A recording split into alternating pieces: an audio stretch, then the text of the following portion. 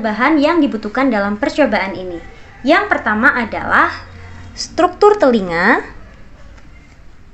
kemudian lembar pengamatan, dan yang terakhir adalah alat tulis. Berikut adalah gambar struktur telinga. Telinga merupakan alat indera pendengaran manusia yang bisa menginterpretasikan getaran menjadi beraneka sumber bunyi. Telinga terdiri dari 3 bagian. Yang pertama adalah telinga bagian luar, kemudian telinga bagian tengah, dan telinga bagian dalam. Setiap bagian telinga memiliki fungsi masing-masing. Telinga bagian luar berfungsi sebagai penampung gelombang bunyi untuk diteruskan ke saluran telinga. Sedangkan telinga bagian tengah berfungsi untuk mengantarkan suara yang telah dikumpulkan auricula ke telinga dalam.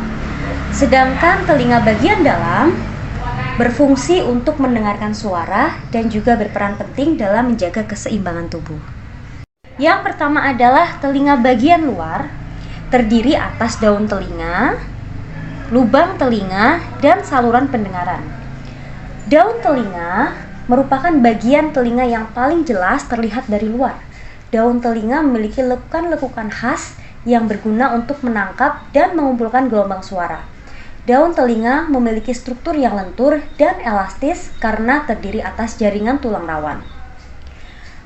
Pada lubang telinga dilapisi kulit berambut halus dan kelenjar keringat yang memproduksi minyak serumen yang berfungsi untuk menangkap debu dan menghalangi masuknya air ke dalam telinga. Yang terakhir adalah saluran pendengaran.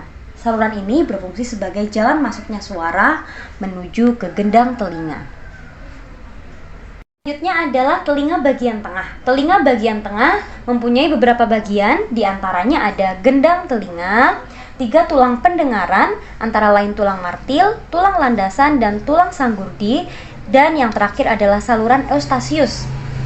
Gendang telinga merupakan selaput tipis yang sangat peka terhadap suara. Bagian ini berfungsi sebagai penerima gelombang suara yang telah ditangkap oleh daun telinga. Sedangkan 3 tulang pendengaran, yaitu tulang martil yang melekat pada gendang telinga, tulang landasan, dan tulang sanggurdi yang melekat pada lubang yang disebut dengan tingkap oval. Ketiga tulang pendengaran tersebut berfungsi untuk menangkap getaran dari gendang telinga dan meneruskannya ke tingkap oval. Dimulai dari tulang martil, dilanjutkan ke tulang landasan, dan yang terakhir adalah ke tulang sanggurdi. Sedangkan saluran eustasius berfungsi untuk memasukkan udara ke telinga bagian tengah dan menjadikan tekanan udara di gendang telinga sama dengan tekanan udara luar. Selanjutnya adalah telinga bagian dalam. Telinga bagian dalam ini terdiri atas beberapa bagian. Ada tingkap oval dan tingkap bundar, kemudian koklea atau rumah siput, syaraf pendengaran, dan 3 saluran setengah lingkaran. Yang pertama, tingkap oval dan tingkap bundar berperan sebagai penerus gelombang suara dari tulang pendengaran ke rumah siput. Sedangkan rumah siput atau koklea yang bentuknya menyerupai cangkang siput berfungsi sebagai penerima gelombang bunyi yang menjadi rangsangan bunyi dan akan diteruskan ke syaraf pendengaran.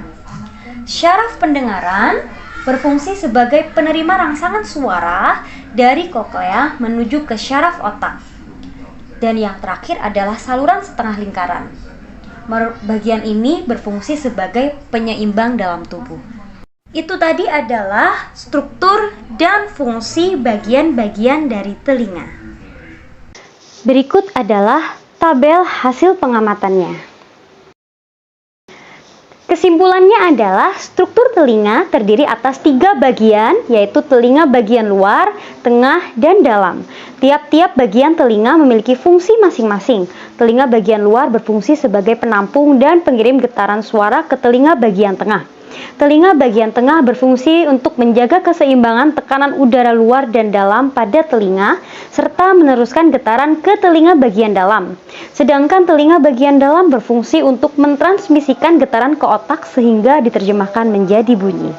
Sekian dulu percobaan kali ini, sekian dan terima kasih.